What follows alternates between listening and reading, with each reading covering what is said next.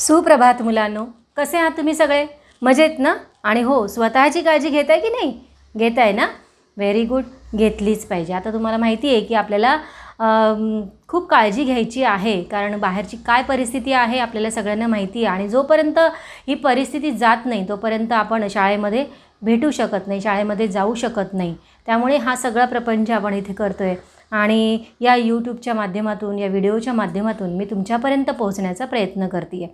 तर बालमित्रांनो, 2021 आणि 22च्या शैक्षणिक वर्षामध्ये मी तुमचं सहर्ष स्वागत करते आहे आणि तुमच्यासाठी नवीन असा व्हिडिओ घेऊन येणार आहे. गेल्या वर्षी मी फक्त 6वी आणि 7वीसाठीच व्हिडिओज बनवले होते, पण यावर्षी मी इयत्ता 8वीसाठी सुद्धा आणि जमल्यास 9वी 10वीसाठी सुद्धा व्हिडिओज बनवणार आहे आणि तुमच्यापर्यंत ते पोचवणार आहे. तर आज अर्थात मी मराठी विषय घेते हे तुम्हाला सगळ्यांनाच माहिती आहे. तर आज मी तुमच्यासाठी एक मराठी कविता घेऊन आलेली आहे आणि ती जी कविता आहे, आम्ही चालवू हा पुढे वारसा. ही कविता ज्यांनी लिहिलेली आहे त्या कवींची कविता तुम्हाला गेल्या वर्षीसुद्धा पहिल्याच कवितेमध्ये त्यांची कविता तुम्हाला होती, म्हणजे जगदीश खेबुडकर. तर हे नाव तुमच्यासाठी आता अगदीच अपरिचित नाही आहे. गेल्या वर्षी आपण प्रार्थना त्यांची अभ्यासली होती. नमस्कार माझा या ज्ञान मंदिर ही सुद्धा जगदीश खेबुडकरांचीच प्रार्थना होती आणि आता यावर्षीसुद्धा तुम्हाला ही एक प्रकारे प्रार्थनाच आहे, आम्ही चालवू हा पुढे वारसा. तर ही जी कविता म्हणूया किंवा ही जी प्रार्थना आहे किंवा हे गाणं आहे असं पण आपण म्हणूया. तर ह्या कवितेचं मी स्पष्टीकरण करण्याआधी त्या कवितेचं मी एक वाचन तुम्हाला करून दाखवणार आहे. मी वाचन यासाठी करणार आहे की तुम्हालासुद्धा ते असंच व्यवस्थित वाचता आलं पाहिजे म्हणून. तर आता तुम्ही सगळ्यांनी, मला माहिती आहे की तुमच्याकडे कदाचित पुस्तक नसेल, तर आता तुमच्याकडे पुस्तक नसल्यामुळे मी असं म्हणणार नाही की सगळ्यांनी पुस्तकं काढा आणि हे करा. तर मी या कवितेचे असं हे फोटो जो आहे तो मी तुम्हाला इथे अपलोड करीन, म्हणजे तुम्हाला ते लिहिलेलं वाचता येईल आणि मग तुम्ही ते तुमच्या वहीमध्ये लिहून घ्या आणि मी जसं वाचते आहे तसं पुन्हा ऐकून वाचण्याचा प्रयत्न करा, कारण तुम्ही सतत वाचत राहिलात. कारण ही इंग्लिश मिडियमचं असल्यामुळे ह्या इंग्लिश मध्ये अनेक अशी मुलं आहेत ज्यांना मराठी जास्त समजत नाही. म्हणजे मी असं म्हणणार नाही की अजिबात समजत नाही, पण जसं मराठी मिडियमच्या मुलांना किंवा मराठी बोलणाऱ्या मुलांना समजतं तितकं तर त्यांना समजत नाही. पण मग त्यांनी प्रयत्न केला, त्यांनी जर सतत ऐकलं आणि वाचत राहिले आणि ऐकत राहिले तर त्यांना नक्कीच मराठी सगळी समजायला लागेल आणि ते पण आपल्यासारखंच मराठी बोलू शकतील. तर आता मी तुमच्यासाठी ही जी कविता आहे ती वाचून दाखवणार आहे. तुम्ही लक्षपूर्वक ती ऐकायची आहे. आम्ही चालवू हा पुढे वारसा. ऐका, वाचा आणि म्हणा. गुरुने दिला ज्ञानरूपी वसा, आम्ही चालवू हा पुढे वारसा. पिता बंधू स्नेही तुम्ही माऊली, तुम्ही कल्पवृक्षातळी सावली. तुम्ही सूर्य आम्हा दिला कवडसा, जिथे काल अंकुर बीजातले, तिथे आज वेली वरी ही फुले. फलद्रूप हा वृक्ष व्हावा तसा, शिकू धीरता शूरता वीरता, धरू थोर विद्ये सवे नम्रता. मनी ध्यास हा एक लागो असा, जरी दुष्ट कोणी करू शासन, गुणी सज्जनांचे करू पालन. मनी मानसी हाच आहे ठसा, तुझी त्याग सेवा फळा ये अशी, तुझी कीर्ती राहील दाही दिशी. अशा पुण्यवंता भल्या माणसा, गुरुने दिला ज्ञानरूपी वसा, आम्ही चालवू हा पुढे वारसा. जसं गेल्या वर्षी जी तुम्हाला कविता होती त्यामध्ये की नमस्कार माझा या ज्ञान मंदिरा, यामध्ये आपण त्या ज्ञान मंदिरामध्ये काय काय मागितलं होतं तुम्हाला आठवत असेल. तर त्याच भावनेने त्यांनी ही जी कविता आहे किंवा हे जे गाणं आहे, ही प्रार्थना आहे, ही लिहिलेली आहे. साधारण तसाच भाव आहे, पण तो भाव जो आपण शाळेबद्दल व्यक्त केला होता, जे आपण ज्ञान मंदिरात व्यक्त केला होता, तो आता आपल्याला आपल्या गुरुबद्दल व्यक्त करायचा आहे.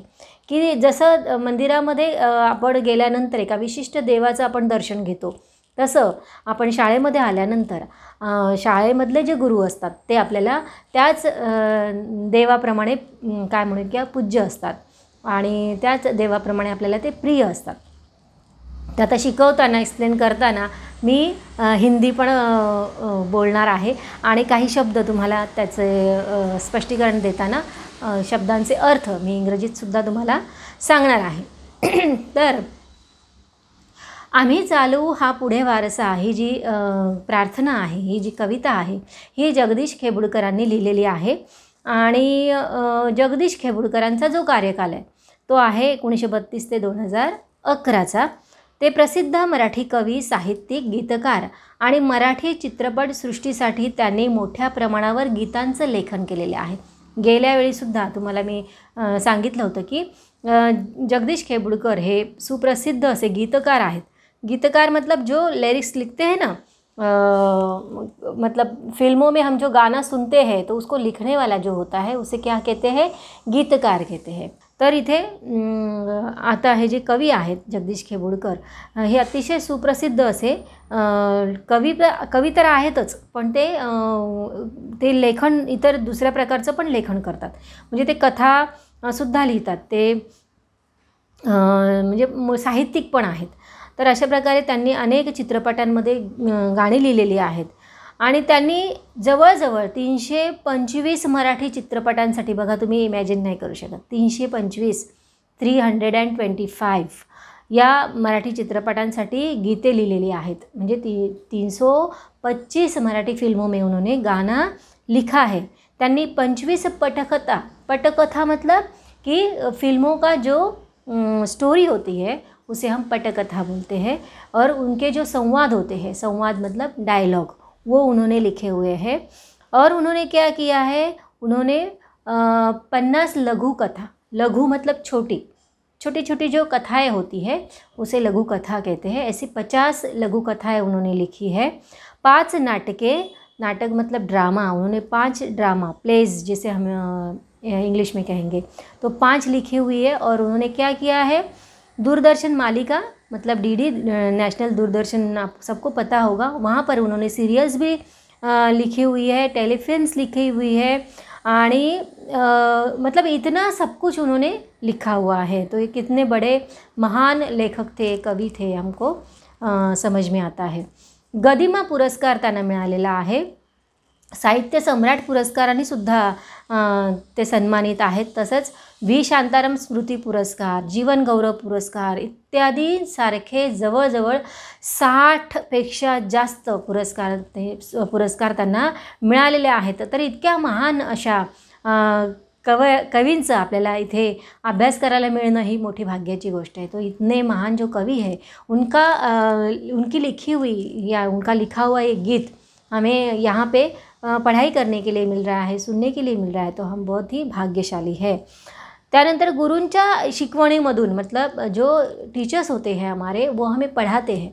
तो वो जब पढ़ाते हैं तो उनके पढ़ाने से हमारे अंदर जो अच्छे गुण आते हैं तो उनको मतलब ये जो गुण है वो हमें अपने अंदर संभाल के रखने चाहिए.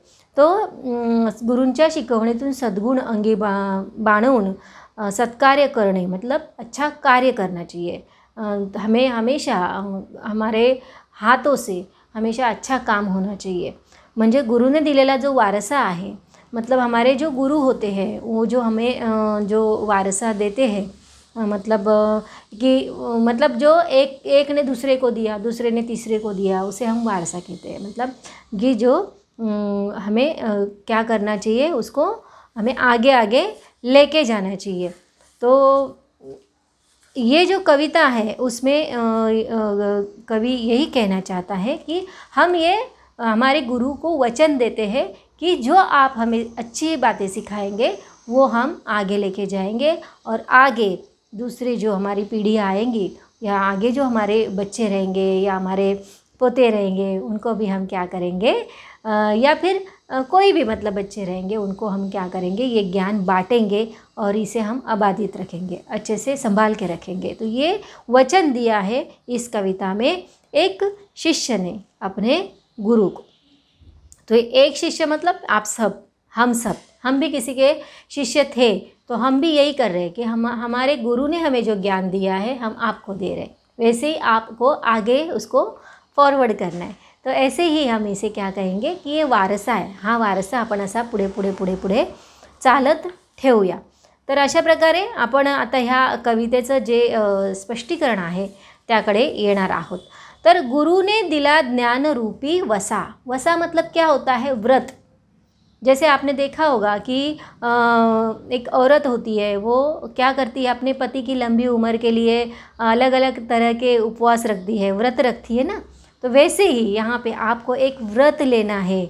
आपको क्या व्रत लेना है कि हम जो हमारे शिक्षक है, हमारे जो गुरु है, उनका जो सिखाया हुआ है उसे हम संभाल के रखेंगे और अपने जो लाइफ में, हमारे जीवन में उसे हम अपने अंदर संभाल के रखेंगे और वैसे ही हम क्या करेंगे, बर्ताव करेंगे।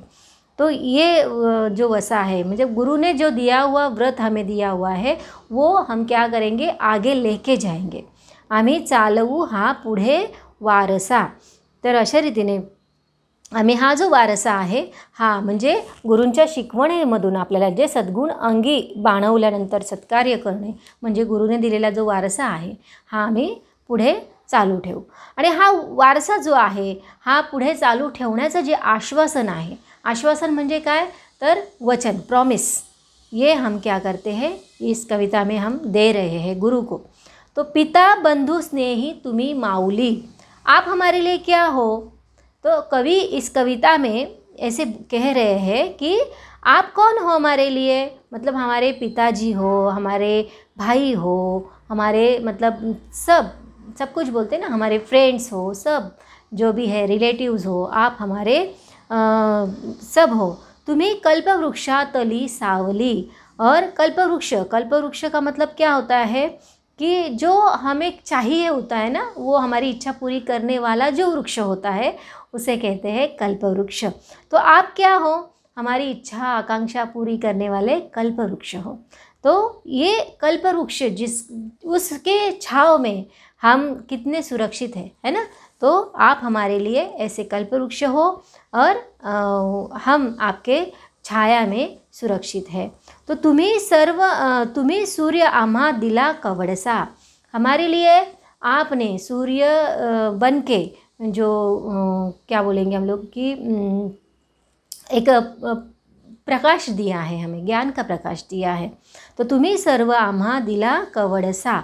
कवडसा मतलब आपने देखा होगा कि जहाँ पे कभी कोई छत होती है, तो अगर सूरज की किरणें बाहर है तो अंदर आने के लिए अगर वहाँ पे छोटा सा भी अगर कुछ छेद होता है, तो वहाँ छेद से जो सूर्य किरण अंदर आती है उसे हम कवडसा कहते हैं मराठी में।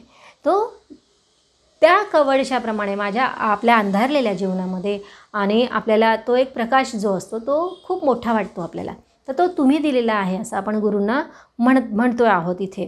तर जिथे काल अंकुर बीजातले, मतलब काल परवा आम्ही काय होतो, मतलब बीज था ना, बीज छोटा सा, वहाँ पे थोड़ा सा अंकुर मतलब जसं आपण बघा की मटकीला मोड येण्यासाठी ठेवतो, किंवा आपण हे जे असतं काय म्हणतो आपण त्याला, वेगवेगळी कडधान्य आपण मोड येण्यासाठी ठेवतो, तेव्हा बघा त्याला दुसऱ्या दिवशीपर्यंत एक मोड आलेला असतो, है ना, असं कोंब आलेला असतो। तर असं आम्ही कालपर्यंत कसे होतो, तर तसे छोटंसं असं आम्ही अंकुरलेलं एक छोटंसं बीज होतो। पण आज आमचं काय झालेलं आहे, तर आम्ही आज आमच्या वेलीवरती आज फुलं आलेली आहेत, तर आज वेलीवरी ही फुले, तर ही जी फुलं जी फुललेली आहेत, ही जी फुलं उमललेली आहेत, तर हे सगळं कशामुळे झालेलं आहे, हे तुमच्यामुळे झालेलं आहे। मतलब कि जो आज मैं हूँ, जो कुछ भी मैं हूँ वो आपकी वजह से हूँ। ये मतलब कौन, कि गुरु की वजह से जो विद्यार्थी होते हैं उनकी आज जो भी प्रगति हुई है, या आज जितने भी आप वो पढ़ सकते हैं, लिख सकते हैं, वो सब किसकी वजह से है, कि अपने गुरु की वजह से है। फलद्रूप हा वृक्ष व्हावा तसा, मतलब जैसे कि किसी पेड़ को फूल फल आते हैं ना, तो ऐसे ही हमारा भी हुआ है। तो शिकू धीरता, शूरता, वीरता। और हमें और क्या सीखना है? हमें धीरता सीखनी है। धीरता मतलब क्या होते हैं? पेशेंस, कि हमारे अंदर पेशेंस आने चाहिए। और वीरता मतलब हम ब्रेव होने चाहिए, है ना। और क्या होना चाहिए? शूरता, वीरता एक ही मीनिंग होता है शूर और वीर का। शूरवीर मतलब कि जो ब्रेव होते हैं वैसे। धरु थोर विद्ये सवे नम्रता। हमारे पास कितनी भी ताकत आई हो, हमारे पास मतलब कितना भी कुछ भी मतलब कितना भी पैसा हो, फिर भी हम जो नम्रता होती है कि सबसे हम नम्रता से बात करते हैं, है ना। तो वो जो है वो पोलाइटनेस हमारे अंदर होनी चाहिए और हमेशा रहनी चाहिए, और हम रखेंगे। तो ऐसे धरु थोर विद्ये सवे नम्रता, ये वचन हम आपको देते हैं कि हम लोग हमेशा नम्र रहेंगे। मनी ध्यास हा एक लागो असा, मतलब हमारे मन में यही ध्यास होना चाहिए। तो यहाँ पे अलग अलग तरह के प्रोमिसेस यहाँ पे स्टूडेंट अपने टीचर से कर रहा है। जरी दुष्ट कोड़ी करू शासन, अगर कोई बुरा इंसान है और वो अगर दुष्टता करता है, बुरी क्या बोलते कि क्रूरता से अगर वो पेश आता है, तो हम उसे शासन ज़रूर करेंगे, उसे शिक्षा ज़रूर करेंगे, क्योंकि वो भी तो ज़रूरी है ना। तो जरी दुष्ट कोड़ी करू शासन, गुणी सज्जनांचे करू पालन। पालन मतलब कि उसे उसको मतलब पालन करना, उसका मतलब उसको क्या बोलते हैं कि लेके जाना उसको। शासन मतलब पनिशमेंट बोलते हैं।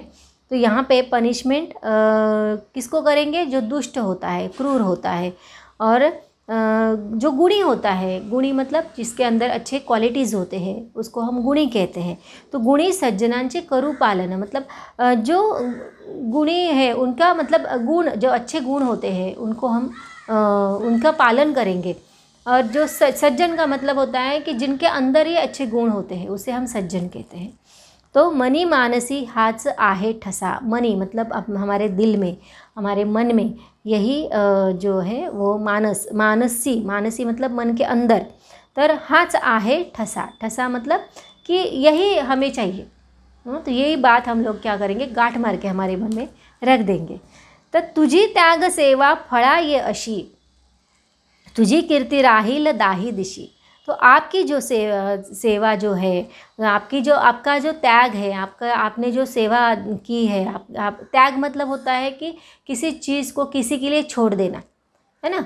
तो अगर हम हमारे लिए ऑप्शंस होते हैं कभी कभी ये या वो, तो अगर हम एक चीज़ को ये करते तो दूसरी चीज़ को उसके लिए छोड़ना पड़ता है हमें, उसे हम कहते हैं कि त्याग करना।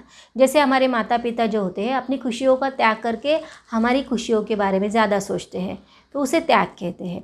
तो ऐसे जो है त्याग सेवा फड़ा यशी, फड़ा मतलब कि उन्होंने जो किया, अभी आपके माता पिता आपके लिए जो कर रहे हैं, तो उनको उनकी जो त्याग है, उनकी जो सेवा है, वो कभी उसको ये मिलेगा जब आप अच्छे से पढ़ोगे, फिर आप कुछ अच्छे इंसान बन जाओगे, तो वो बोलेंगे कि हाँ हमने जो कुछ भी किया उसका हमें फल मिला।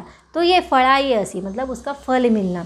तुझी कीर्ति राहील दाही दिशी, और आपका जो कीर्ति है, कीर्ति का मतलब होता है कि सक्सेस या फिर फेम, जब चारों तरफ दाही दिशा मतलब हमारी जो दिशाएं होती है, मुख्य दिशाएं जो होती है 4 होती है, म्हणजे आपल्या एकूण ज्या दिशा आहेत त्या 10 दिशा आहेत। या 10 दिशांमध्ये तुमची जी कीर्ती आहे ती पसरू दे। आणि ती कोण करणार? तर आम्ही त्याच्यासाठी आहोत। तर अगा पुण्यवंता भल्या माणसा, मतलब गुरु हमारे लिए क्या है कि अगा पुण्यवंता भल्या माणसा, म्हणजे की तुम्ही किती पुण्यवान आहात, तुम्ही किती चांगले आहात। तर अशा या माणसाला आम्ही काय करतो? वचन देतोय की आम्ही तुमचं दिलेलं जे तुम्ही आम्हाला चांगलं देणार आहात, जी चांगली शिकवण देणार आहात, चांगले गुण, चांगलं जे पण आमच्यामध्ये तुम्ही रुजवणार आहात ते सगळं आम्ही पुढे घेऊन जाऊ, आणि तुमचा जो वारसा आहे हा आम्ही पुढे चालवत राहू। तर अशा प्रकारे या गुरूंनी जे आपल्याला संयमाने वागायला शिकवलेलं आहे, आपल्याला शूरवीर होण्यासाठी जे गुणांची जे गुण आहेत ते आम्ही जोपासणारच आहोत। आणि तुम्ही असं एक ऐकलं पण असेल की विद्या विनयेन शोभते, मतलब कि अगर आपके पास आप बहुत पढ़े लिखे हो, बहुत ज्ञानी हो, लेकिन अगर आपके अंदर अहंकार है, आप बहुत अच्छे से बात नहीं करते किसी से, तो वो चीज़ जो होती है वो बहुत बुरी होती है। तो ऐसे ज्ञानी का कुछ मतलब ही नहीं होता है। तो ऐसे नहीं ज्ञानी बनना है। ज्ञानी बन के हमारे अंदर नम्रता को हमें संभाल के रखना है। तर अशा प्रकारे आपण जे ज्ञान आहे ते ग्रहण करताना आपल्या अंगामध्ये आपण नम्रता बाळगणार आणि असं आम्ही तुम्हाला वचन देतो। तर अशा प्रकारे ही जी कविता आहे ही वेगवेगळ्या वचनांनी आपल्या शिक्षकांना किंवा आपल्या गुरूंना काय करतायत, एक प्रकारची एक प्रार्थना करतायत आपल्या गुरूंना की आम्ही असं करू आणि तुमचा वारसा पुढे नेऊ। तर अशा प्रकारे ही जी कविता आहे ही तुम्हाला समजली असेल आणि आता या कवितेमध्ये तुम्हाला जर काही समजलं नसेल तर तुम्ही मला डिस्क्रिप्शनमध्ये लिहून कळवू शकता, मेसेज पाठवू शकता। आणि जर तुम्हाला माझा व्हिडिओ आवडला असेल तर माझ्या व्हिडिओला लाईक आणि सबस्क्राईब करायला विसरायचं नाही आहे। आणि आता मी इथेच थांबणार आहे, नंतर पुन्हा 8वीसाठी मी नवीन व्हिडिओ घेऊन येईलच। तोपर्यंत मी तुमची रजा घेते आहे। स्वतःची काळजी घ्यायची आहे, स्वस्थ राहायचं आहे आणि मस्त राहायचं आहे। नमस्कार।